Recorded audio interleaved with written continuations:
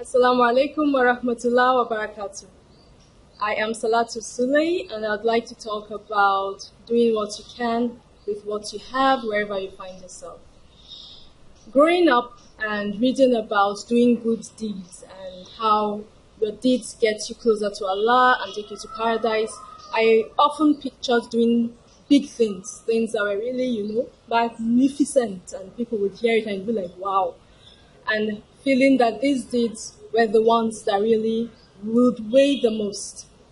Yet we know there's the hadith about the deeds that are best loved by Allah, the deeds that are regular even if they are small. Going from there, one looks around at some of the issues, the problems we have in our communities, and you start to realize that the little deeds do matter.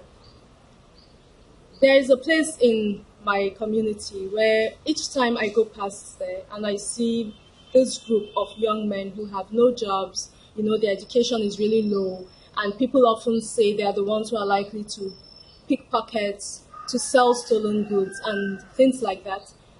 I keep wondering, wouldn't somebody do something? Can't someone do something? But here's the thing. Sometimes just wanting to help is not enough. Sometimes saying somebody should do something, somebody else, of course, meaning maybe the government or some institution or an NGO, is not enough. Because for a problem to be solved, there have to be many people willing to do something about it. And when you look at yourself as an individual, you have to say, what can I do in my space now? For example, we have challenges with education, of course. The educational system is in shambles. And there are people who are in school, but they are not really educated. Their literacy level is very low. So there's this woman who is part of a group that runs a weekend school for children from economically disadvantaged homes, as well as Almajiri, that's street children, more or less. Every weekend, she and the other women would come one day a week to teach the children, to improve their literacy level, their numeracy level, and even coach them in basic computer skills.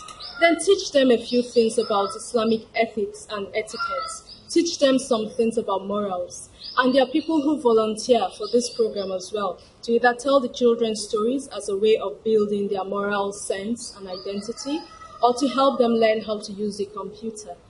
What these people are doing are really small things. In the great scheme of things, such gestures, such acts could easily be lost. But you think about the fact that they're actually doing what they can, with what they have, within their space now. Not some great hope that somebody is going to come somewhere and solve every problem.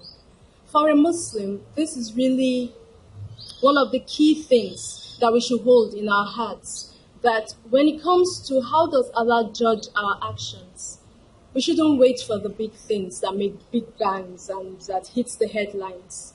Just look at your space. Are you a teacher? Are you a trader? Are you a worker in a ministry? Are you a nurse or a doctor? Are you a cleaner? Are you someone who sweeps the street? Or are you a stay-at-home mom or an out-of-work father? You still have space. You still have certain abilities. And if you look closely, there's someone who could benefit from something that you know how to do. So do what you can with what you have, within your space, with the time you have. Be Muslim, give value, live a life worth striving for. May Allah make our task easy for us. Assalamu alaikum wa rahmatullahi wa barakatuh.